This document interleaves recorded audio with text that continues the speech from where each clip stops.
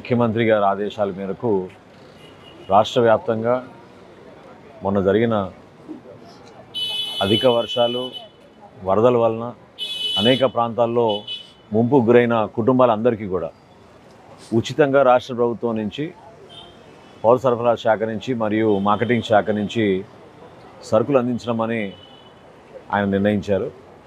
ఆ నిర్ణయం మేరకు అనేక మంది పెద్దలతో మాట్లాడి మన ఉప ముఖ్యమంత్రి గారు పవన్ కళ్యాణ్ గారితో ఇతర మంత్రులతోటి సమావేశం ఏర్పాటు చేసుకుని రాష్ట్ర వ్యాప్తంగా ప్రతి కుటుంబానికి ఎవరికైతే ఈ ఫ్లడ్ ఎఫెక్టెడ్ ఏరియాస్లో ఉన్నారో ఆ కుటుంబాలందరికీ కూడా ఉచితంగా రాష్ట్ర ప్రభుత్వం నుంచి 25 కిలోల బియ్యం, 1 కిలో పంచదార, 1 కిలో కందిపప్పు, 1 లీటరు వంట నూనె, అదేవిధంగా 2 కిలోలు ఉల్లిపాయలు, 2 కిలోలు బంగాళాదుంపలు రేపు ఉదయం నుంచి విజయవాడ పట్టణంలో ప్రారంభించి ప్రతి ఒక్క కుటుంబానికి అందించడానికి ఒక ప్రయత్నం చేస్తున్నాం. ఇది కొంచెం గతంలో ఎప్పుడు జరగని విధంగా ఇంటింటికి సరఫరా చేయమని ముఖ్యమంత్రి గారు కోరారు.